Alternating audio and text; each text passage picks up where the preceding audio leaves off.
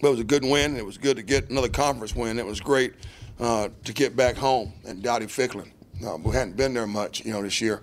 We will be here toward later the season, but it was good just to get around our family and see the players' families that you don't see much on the road. And our fans in Pirate Nation, they were fantastic as always, and brought excitement and a momentum that you need and you expect at our home game. Our atmosphere and what our university does and how we approach our game and venue here is second to none. And it was evident on Saturday with the homecoming festivities and seeing the ex-players come back. And but it was a great win. I was very proud of them. And now we move on a little bit. Guys out this week are Monteith Oven. He'll be out with the knee. Don't know how long with that. Maybe 2 weeks, hopefully.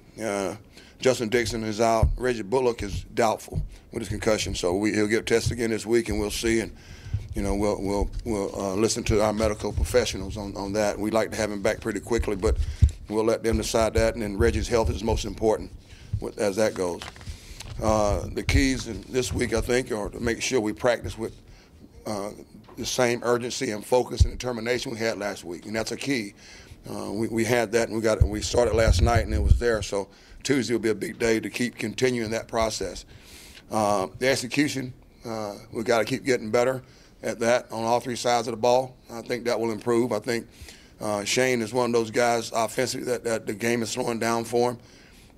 Our offensive line keeps gelling, and that's a big deal for us. Keeping those guys together. We integrated Josh a little bit at the center with Taylor, and we'll keep doing that. The fundamentals at this time of the year, a lot of teams neglect. We won't. The tackling and blocking, two basic ones, and we won't do that. So that'll be a key this week. And then the last thing is understanding the physicality it will take to win this game. Just watching them, they're a physical football team. They've played a schedule with Ohio State and South Carolina on it as well, and so we got to make sure we understand the physicality it'll take to win this game. And when the guys get a chance to watch the film today as they come through and pick up their DVDs, they'll be able to see that. The offense they're running, Garrick's running, is similar to what they did at Arkansas. Garrick was OC there the last 2 years, and Garrick's had his experience. He's been in the Jaguars and been through the ringer, and he understands it, and he's got his offense in place. They give you everything on offense, from spread to the basic close formations with tight ends and traditional eye backfield, but then he'll go empty. So you see some of the Arkansas flavor and some of the Jacksonville Jaguar flavor, I think, in a little bit. But Garrett's doing a good job in integrating his system there offensively. Again, they play two backs, big-sized backs, 200 plus. Darren Reeves and Greg Franklin. Those guys have good speed, good power. We have to make sure we get a lot of people around the ball on those guys. Offensive line, they lost the top player, McCants, to draft choice last year, but they do have Chris Hubbard back up front. They lost 4 guys up front, but they've got 2 seniors that played and replaced. Chris was a starter last year, and they have Cody Payne. The receivers, Jackie Williams and Greg Franklin, both. Cody Payne. Jackie Williams is the top receiver coming back and has speed. We have to be aware of him, and he does a good job. They do a good job finding him, getting the ball, and when they spread, they've got some young guys, and they're playing a lot of young guys.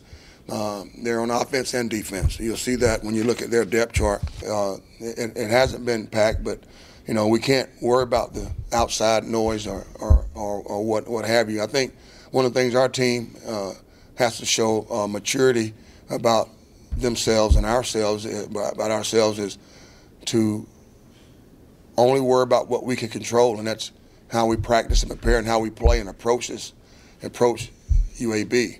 They'll be ready to play. They're at home. They were away last week.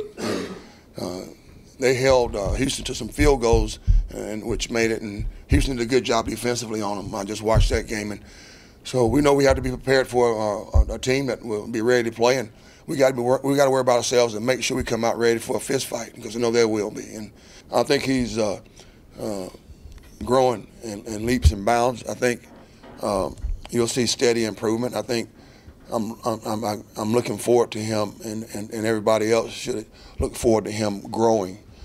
He's smart. He understands it. The kid's respect him, and you know, it's that because they see how he plays.